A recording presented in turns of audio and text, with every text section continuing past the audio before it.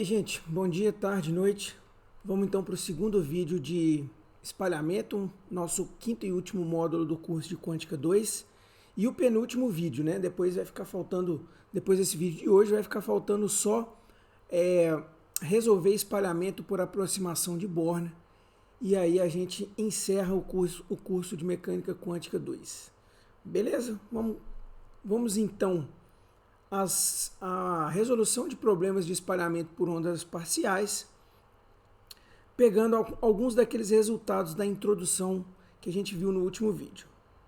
Então, o que vai ser essa resolução por ondas parciais? Nós vamos usar como base a equação radial da equação de Schrödinger em coordenadas esféricas, né? Lembra lá do vídeo passado como que era o problema de espalhamento? Você tem um centro de espalhamento e você vai ter uma onda esférica se propagando a partir dela, que pode variar com θ conforme aquele formato, né, o formato daquela amplitude f de θ, né, aquela amplitude de espalhamento f de θ. Tá?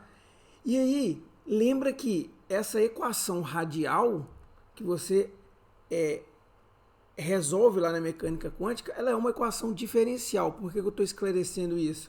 Porque quando a gente passar para a aproximação de Born, né, para o outro método, né, esse último método que a gente vai ver no terceiro vídeo de espalhamento, a gente vai ver que a grande maioria das equações são integrais.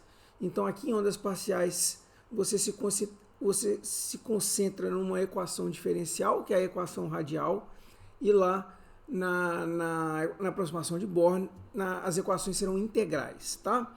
Então como eu vinha falando, f de θ, né, lembra do vídeo passado, resolver um problema de espalhamento é encontrar f de θ, que o módulo quadrado dele é o que a gente chama de seção de choque diferencial,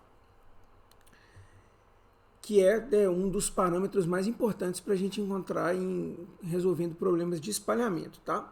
Então f de θ tem aquela importância que a gente já tinha citado no vídeo passado.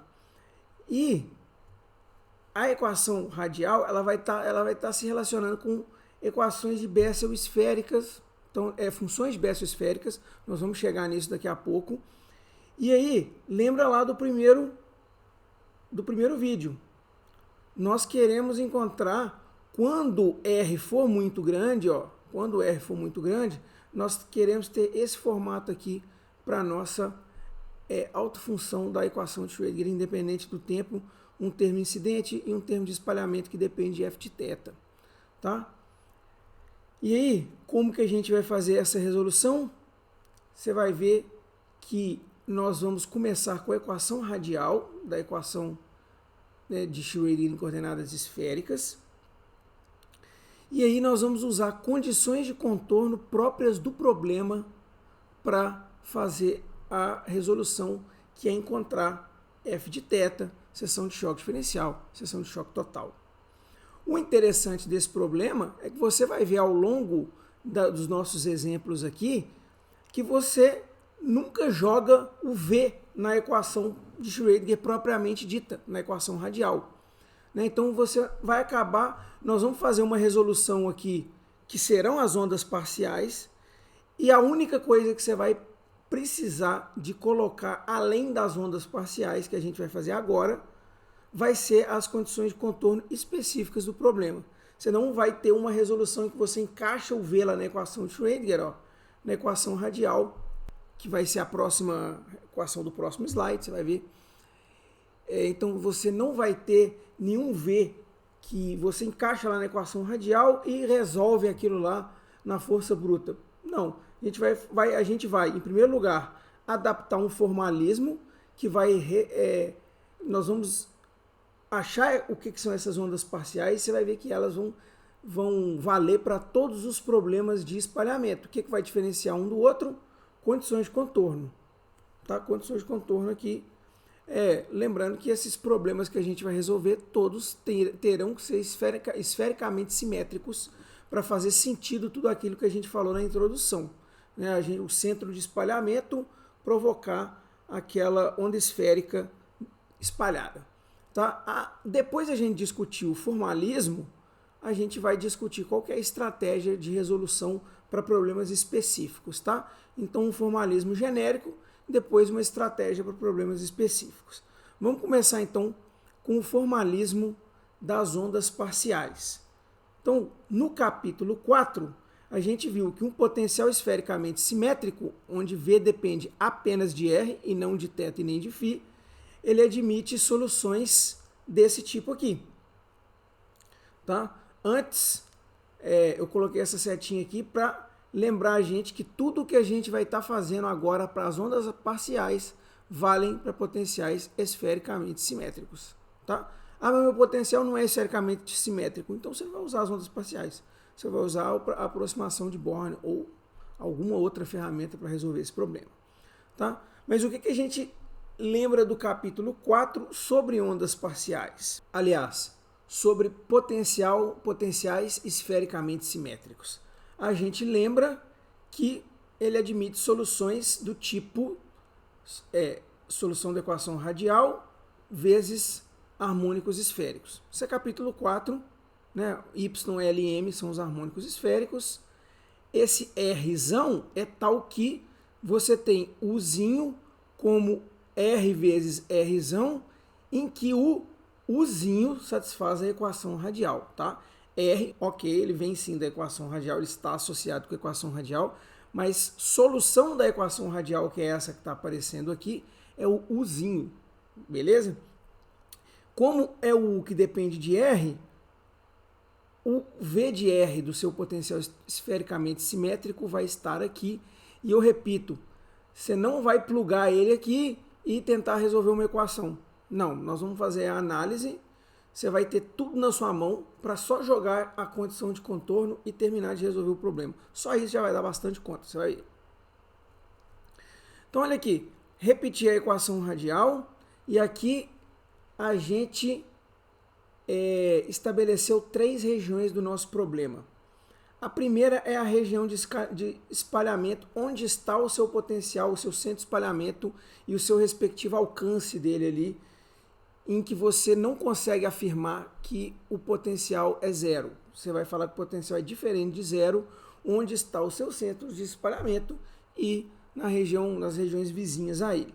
Nós vamos ter uma região intermediária, onde seu potencial vai ficando fraquinho e a gente vai dizer que ele é zero.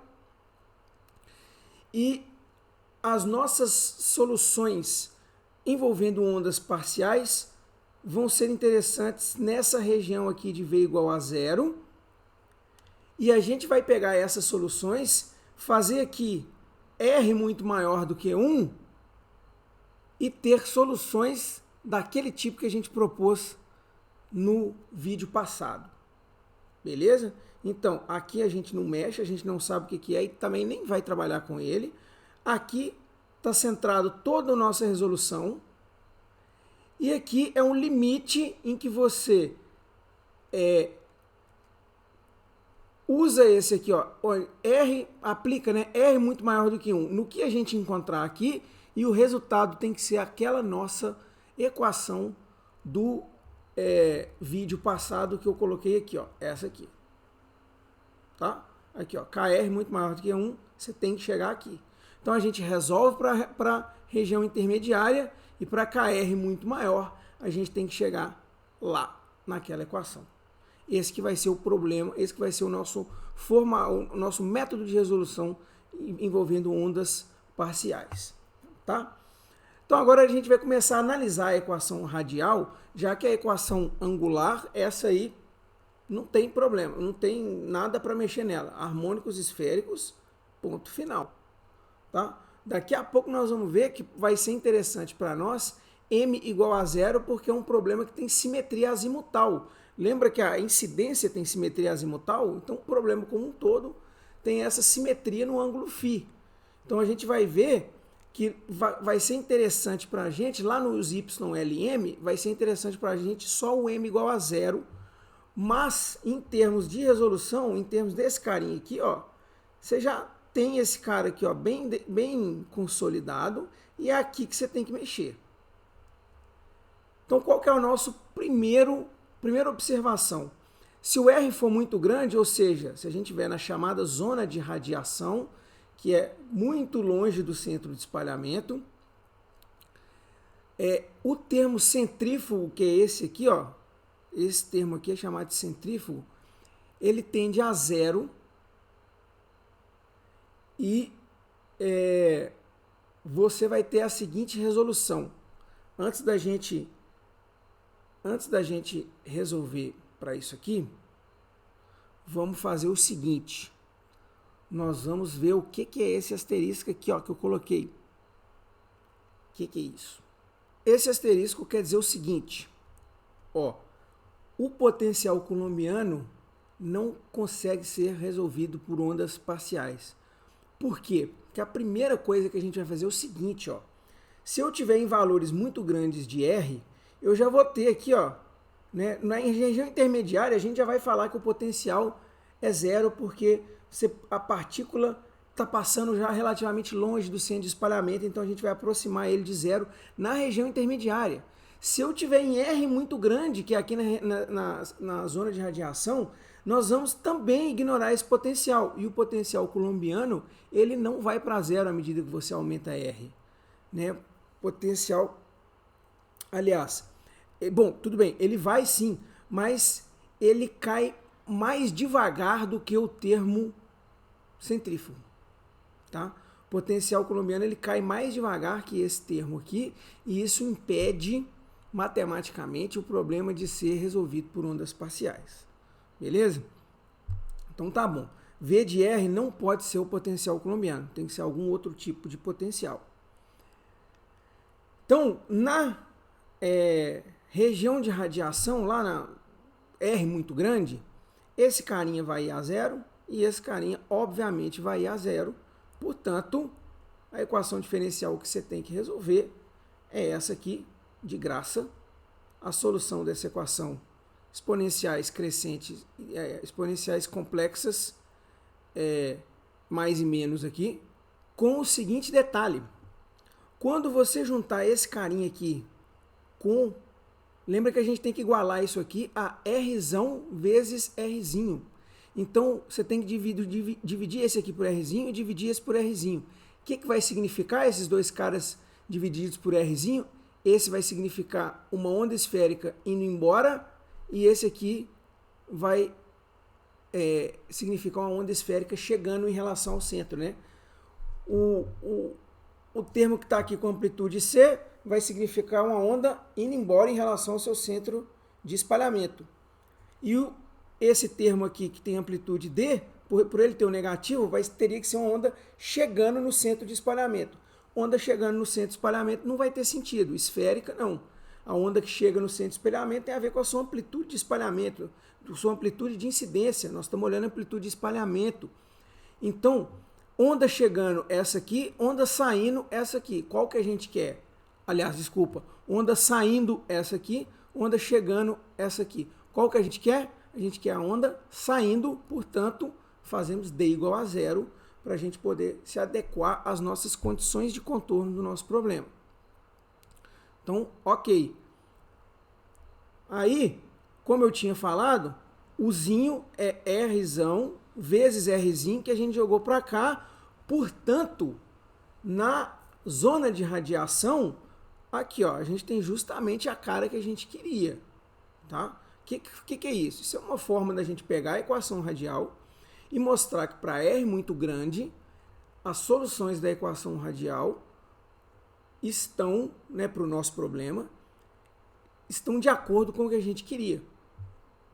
Tá? Então, primeiro passo, quando R é muito grande, caiu onde a gente queria? Caiu, nesse formato de onda esférica indo embora. Tá? Qual que vai ser o segundo passo? Encontrar a solução nessa região aqui V igual a zero e se certificar que quando R é muito grande, você vem parar aqui. Então vamos então caminhar com esse objetivo. Ó, região intermediária, você vai ignorar só o potencial localizado e vai manter o termo centrífugo. Tá vendo por que não podia trabalhar com o potencial coulombiano? Porque ele cai mais devagar. Então, como é que você vai igualar a zero uma coisa que cai mais devagar com o termo que o termo científico e manter o termo científico. Realmente não tem sentido. Tá? Você teria que ter um outro VDR ali, com outro formato que caia mais rápido que o termo centrífugo para poder usar as ondas parciais. Tá? Então, na região intermediária, V igual a zero, mantém o termo centrífugo, e aí vamos resolver esta equação diferencial aqui, em que K é o seu velho conhecido de sempre, a gente escreveu ele lá no vídeo passado. As soluções dessa equação aqui, elas são combinações lineares das funções esféricas de Bessel. Então aqui, J, lembra que U é Rzinho vezes Rzão, tá? Por isso que vai aparecer esse Rzinho aqui na frente. Essa solução aqui é a solução geral dessa equação aqui.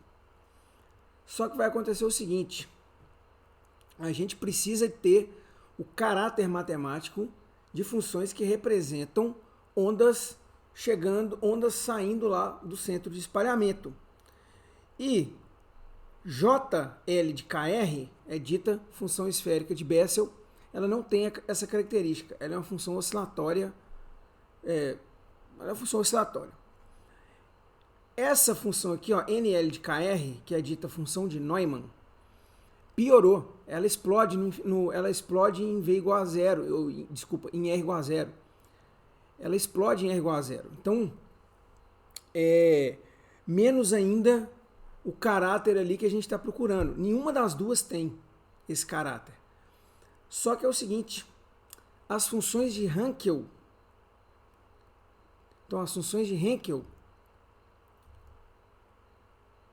sim, tem elas são propícias para fazer esse tipo de representação, né, de ondas esféricas, deixando o centro de espalhamento, né, e se propagando para fora do centro de espalhamento. Como que são as funções de Hankel? Olha só, elas têm, olha o caráter aqui, ó, funções de Hankel do primeiro tipo, com caráter de E e X, funções de Hankel do segundo tipo, E a menos Ix, que é mais ou menos o que a gente está procurando, né? A gente procura especificamente com mais.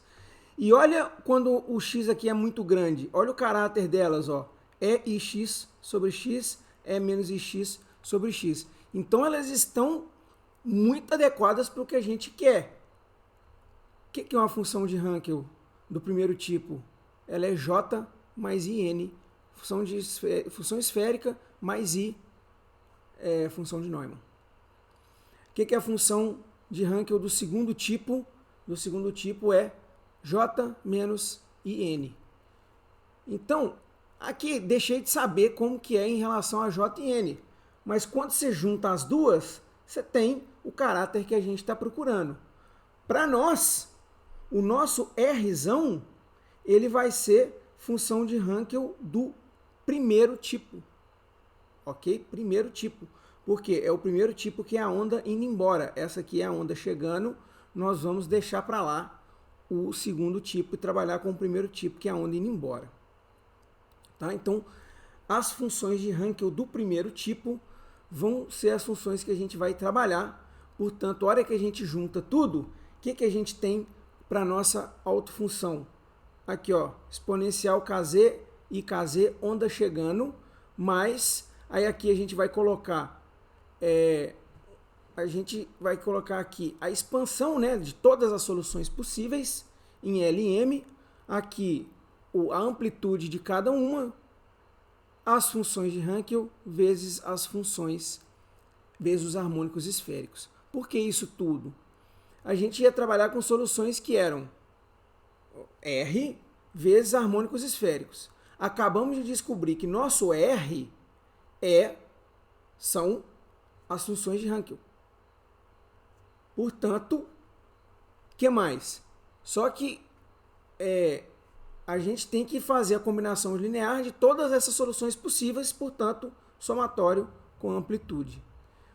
Portanto, repara então que você tem aqui as chamadas ondas parciais. Cada parte desse somatório aqui, que depois a gente vai ampliar para pegar esse carinha aqui também, o somatório, né? Depois a gente vai, daqui a 5 minutos a gente vai ver, mas você vai pensar que em cada parte desse somatório aqui é uma das chamadas ondas parciais, tá? Então nós estamos chegando perto da solução na região intermediária, região intermediária. Como eu tinha mencionado antes, seu potencial é esfericamente simétrico. Se o potencial é esfericamente simétrico e você tem aquela incidência dependente do ângulo φ, para que você traduza isso matematicamente, né? Então, lembra lá daquela figurinha do vídeo passado, né? Como que a gente define o parâmetro de impacto. Só que eu tenho aqui o eixo, né? O eixo de onde a partícula que vai espalhar está entrando. Aqui você tem o eixo onde está seu centro de espalhamento e a diferença entre esses dois é chamada parâmetro de impacto, né? Só que se o seu potencial aqui na frente é esfericamente simétrico e a partícula que está entrando aqui, né, com esse parâmetro de impacto vai espalhar, ela pode estar entrando em qualquer lugar que você vai ter o mesmo problema, portanto, simetria em φ, simetria azimutal. Para você traduzir isso aqui, ó, nessa solução, você vai pegar só os termos com m igual a zero, porque esse harmônico esférico aqui em φ, ele tem uma exponencial. E aí, para essa exponencial matar φ, para não depender de φ, por conta da simetria azimutal, você vai fazer m igual a zero. Tá? Se você não lembra como que é a cara do harmônico esférico para m genérico, ele tem um e e m φ. E aí você vai fazer esse m igual a zero para tirar a dependência em φ, porque seu potencial é esfericamente simétrico e tem simetria azimutal no problema. Tá bom? Então, fazendo m igual a zero aqui, seu harmônico esférico, ó, YL0, aqui tinha uma exponencial de IM φ, que você acabou matando. Então, esses são os harmônicos esféricos para m igual a zero. A gente pode, inclusive, plugar ele aqui. Só que antes, nós vamos redefinir os coeficientes de expansão para, no futuro, facilitar algumas contas. Tá? Então, o CL0 vai virar aqui, ó, I elevado a L mais 1, K raiz de 4π 2L mais 1 AL. Então, repara que isso tudo aqui é constante.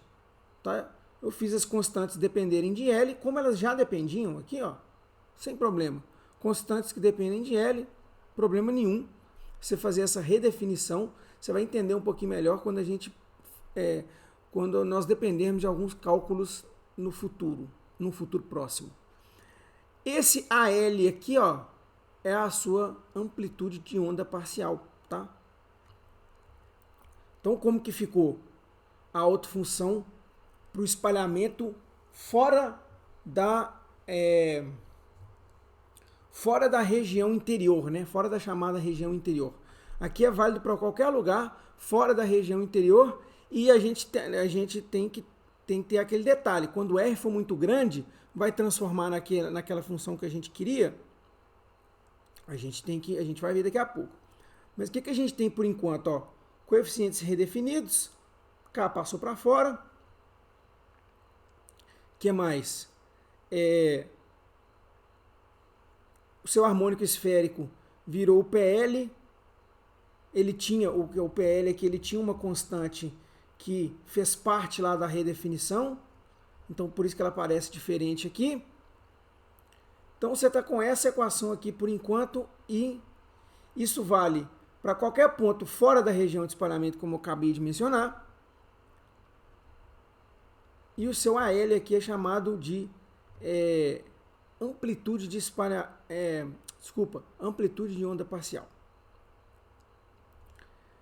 Para R muito grande, vamos ver o que vai acontecer. Ó. Nós temos que ver essa função aqui e ver se ela vai ganhar aquela cara que a gente está querendo. Então, para R muito grande, olha como que a função de Hankel, ela tem essa cara aqui para R muito grande, e a gente tinha visto isso lá naquela tabela que a gente pegou do livro e colocou ali uns 2 ou 3 slides para trás.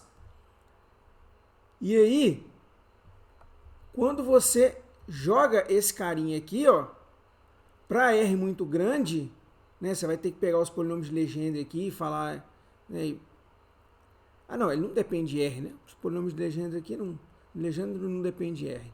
Mas enfim, para R muito grande, esse aqui vai ser o seu resultado, ó. Os polinômios de Legendre, no caso, vão cair aqui dentro do f de θ. Ok? Então, repara, R muito grande, a função de Hankel vai virar aquela exponencial que a gente quer, o resto todo é f de θ. Então aqui, a função de Hankel vai ter aquela exponencial que a gente está interessado, esse k aqui vai cortar com aquele k que a gente jogou para o lado de fora, e a gente já começa a ver porque que a gente redefiniu constantes para ficar com a equação mais, o f de θ bem mais enxuto, né? E o seu f de θ, ele é então somatório 2L mais 1 a L PL cosseno θ. Então tudo que não é E e KR sobre R ficou sendo f θ e os dois K's cortaram. Tá? Portanto, esse AL, portanto, é chamado amplitude de onda parcial. E aí, seu problema de determinar os f θ passa a ser um problema de determinar quem são os AL. Beleza? Então, se a gente já encontrou os f de θ,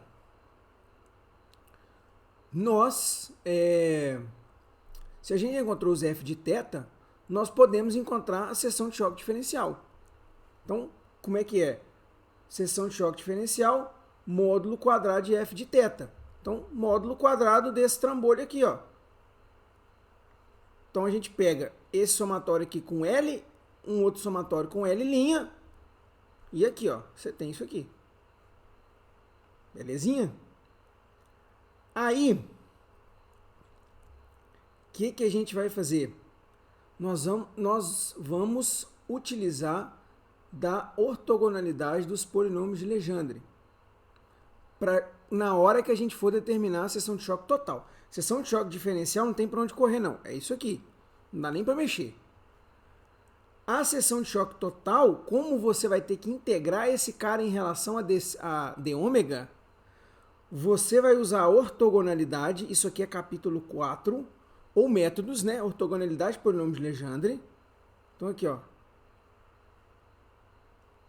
E ao usar a ortogonalidade dos polinômios de Legendre no cálculo da seção de choque total, esse aqui é seu resultado e, portanto, seu primeiro exercício.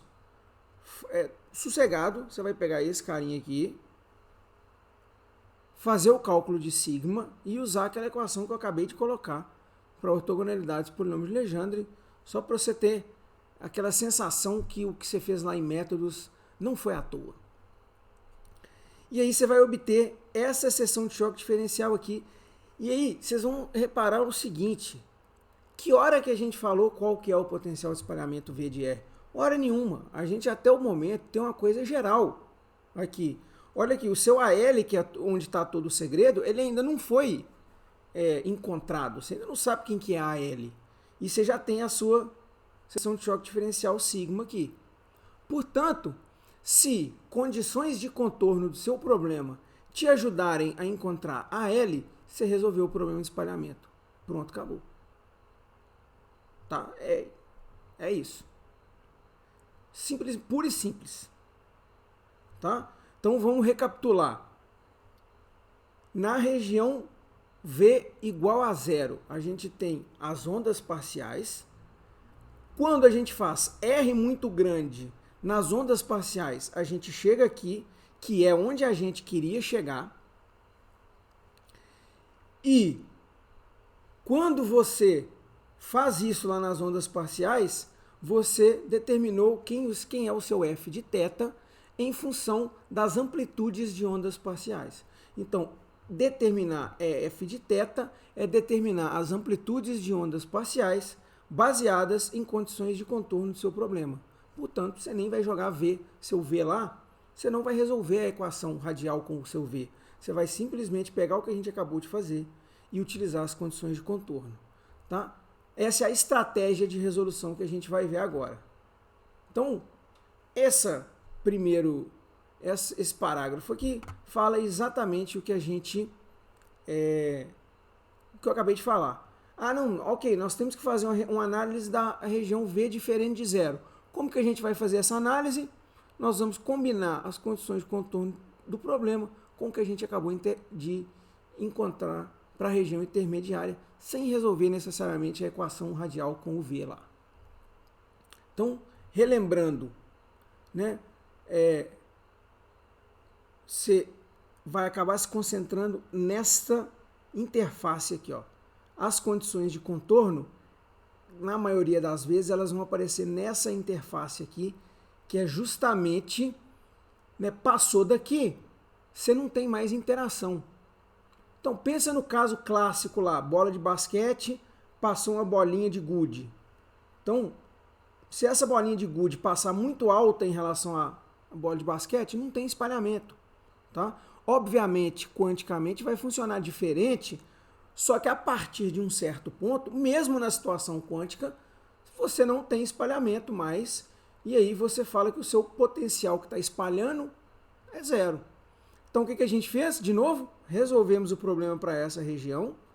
Ela tem uma importante fronteira que se comunica com a chamada região interior, e isso já é o suficiente para resolver o problema. Então, só que faltou uma única coisa para a gente finalizar a resolução por ondas parciais. A onda plana, ela está escrita em coordenada cartesiana, não está muito bom. Vamos passar ela para coordenadas esféricas, para a gente ter tudo em coordenadas esféricas. Como que escreve uma onda plana em coordenadas esféricas? Você vai precisar, para a gente escrever a onda plana em coordenadas esféricas, é só a gente usar a combinação linear das funções de Bessel esférica e de Neumann, né, como se a gente escrevesse, como se a gente resolvesse a equação radial, e a gente viu lá que essas funções estão relacionadas com a solução da equação radial. Tá? Então, o Rzão de R são esses carinhas aqui, é a onda plana, né? O que seria a onda plana? É V igual a zero, né? A equação de Schroeder para V igual a zero, essencialmente, né? A partícula está livre. Então, V igual a zero, mais teria o termo centrífugo, né? V igual a zero tendo o termo centrífugo, a gente viu lá que a parte R é esse carinha aqui, a solução. Tá? Então, nada que a gente não tenha feito, beleza?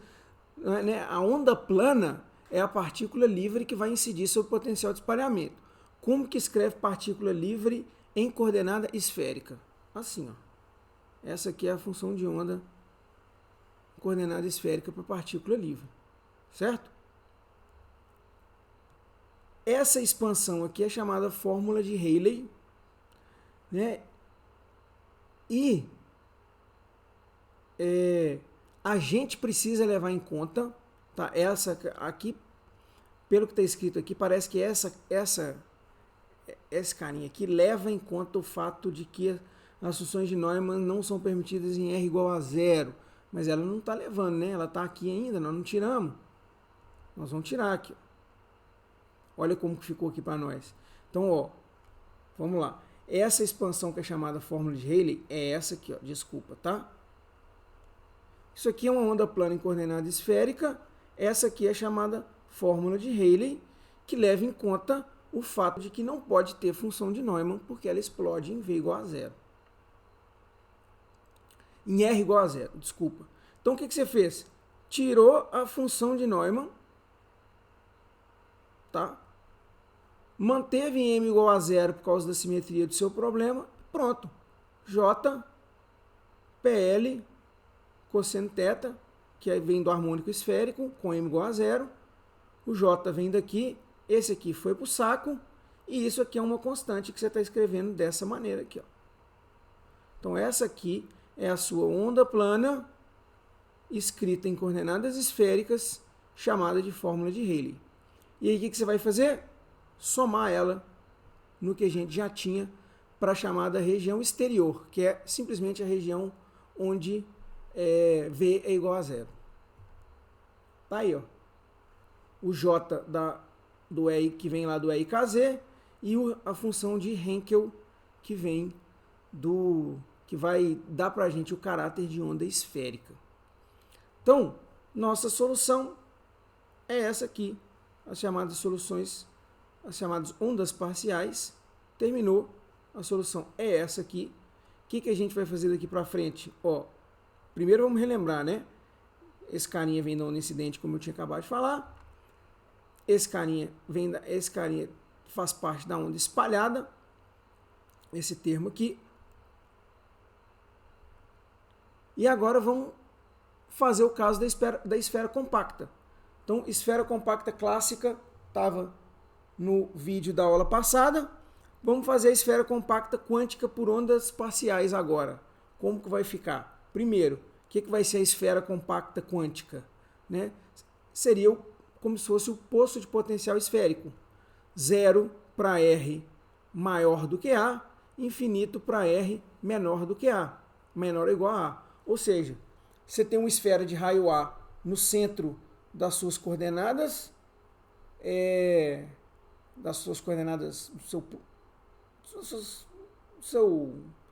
centro do seu eixo XYZ, você tem uma esfera de raio A em que ela é impenetrável por conta desse potencial infinito aqui.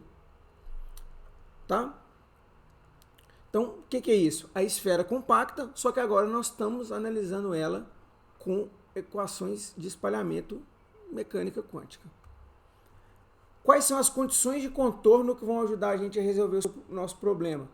Essa esfera é impenetrável, então π de A e θ é igual a zero.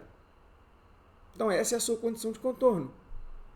Isso é nada mais nada menos do que o poço quadrado infinito em 3 dimensões. Ele tem um caráter esférico em 3 dimensões. Em uma dimensão ele tem aquele caráter de partícula dentro de uma caixa. Aqui é uma partícula que não consegue entrar dentro de uma esfera, mas repara como essa definição e essa definição são típicas de poço infinito. Então aqui, o que é eu aplicar essa condição de contorno? A gente já tem o π, que é o π de ondas parciais. Esse aqui, ó, que a gente acabou aqui, ó, lá atrás. Ó. Você vai pegar esse cara, fazer R igual a A igual a zero, que é o que está aqui. Aí, ó. Então, por que essa é uma resolução particular? Porque essa condição de contorno aqui definiu o seu problema de esfera compacta. E você jogou ela aqui. Então, pronto, você está resolvendo o problema da esfera compacta usando as ondas parciais que a gente encontrou. A gente não usou nenhuma coisa específica, hora nenhuma a gente definiu V, e encontramos as ondas parciais. E aí agora a gente usa essa condição de contorno e resolve o problema. Por que resolve? Por quê? Porque essa condição de contorno aqui vai determinar os AL. Serão esses aqui. Ó. Como? Você que vai fazer no exercício 2. Então, iguala isso aqui a zero e demonstra que os AL serão dados por isso aqui. Portanto, como é que fica a seção de choque diferencial? Era um somatório lá com um módulo quadrado de AL? Pois não. Está aqui, ó. Seção de choque, somatório com o módulo quadrado de AL, que a gente achou lá atrás. Só que isso aqui tem um certo problema. Bom, vamos falar nesse problema, mas antes disso, fique sabendo que acabou. Você achou a seção de choque. Não foi nem a seção de choque diferencial, foi a seção de choque. Porque a gente já tinha calculado ela genérica lá atrás, que precisava só de plugar nela o AL. Nós encontramos a AL, módulo quadrado dessa praga aqui, e vai embora. Então, módulo quadrado desse aqui. Acabou. Acabou. Isso aqui é uma função, esse sigma aqui, é uma função em A para o seu problema de esfera compacta. Acabou o problema.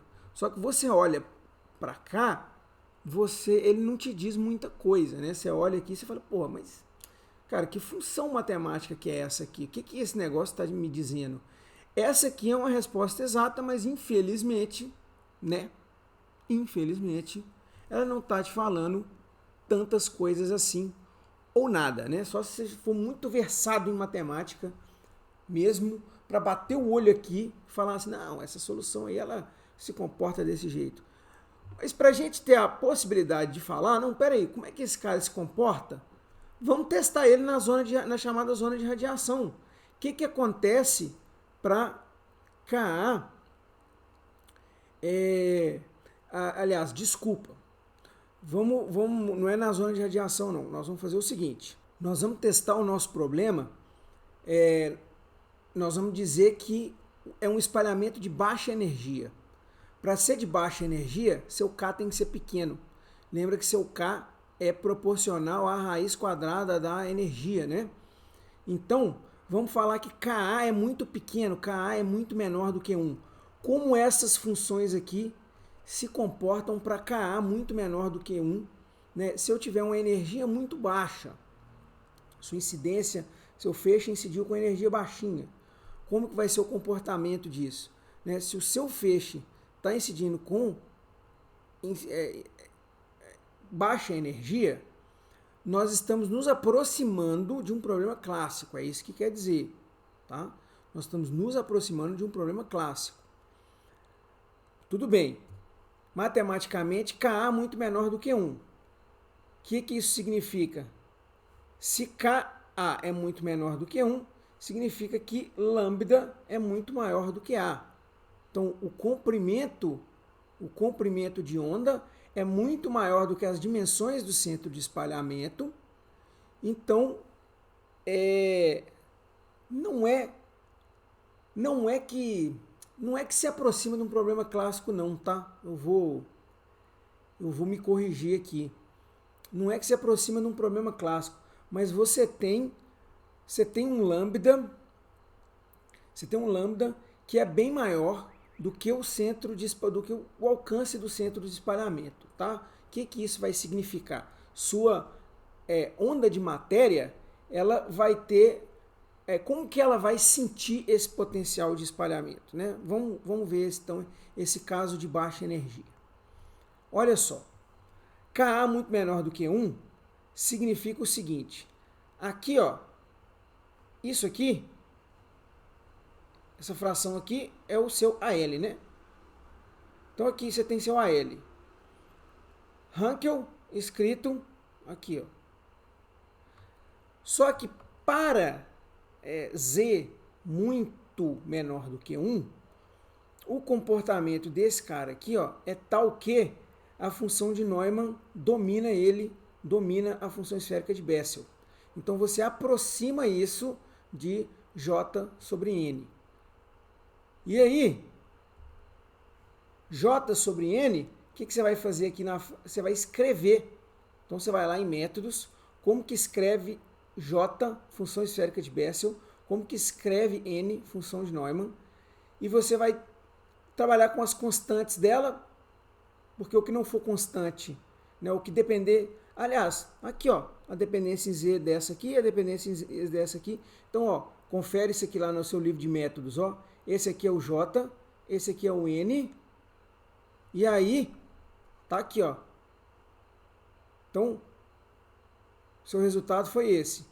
Vamos plugar lá. Plugamos no sigma. Então, você tem esse somatório aqui, ó. Então, repara que isso aqui, ele aqui, ó.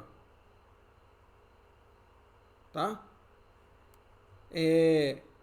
Por que não tem I? Não tem I porque você tem que passar o módulo quadrado disso aqui, né? E aí esse cara virou 4 e esse aqui virou 4L mais 2. Tá tudo aqui. Tá? Na aproximação de baixa energia, quando Ka é muito menor do que 1, L igual a 0 vai dominar. Por que isso? Porque, Ka já é um termo muito menor do que 1. L igual a 0, você vai elevar ele só a 2. L igual a 1, você já vai elevar ele a 6. Então, você vai ter um número muito pequeno elevado a 6, você vai ignorar. Então, mete L igual a 0 aqui, que vai ser o único termo que vai se sobressair. Quanto que dá? 4πa ao quadrado.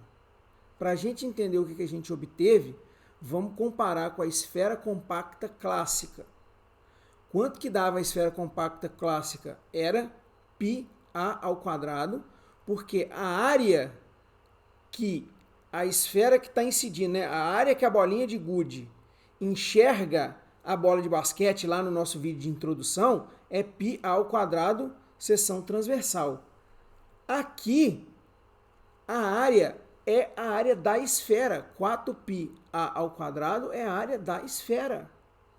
Portanto, quanticamente, é como se a onda de matéria, né, ou a função de onda, ela conseguisse ir tateando o seu centro de espalhamento por toda a geometria dele. Então, você tem a área da esfera como seção de choque.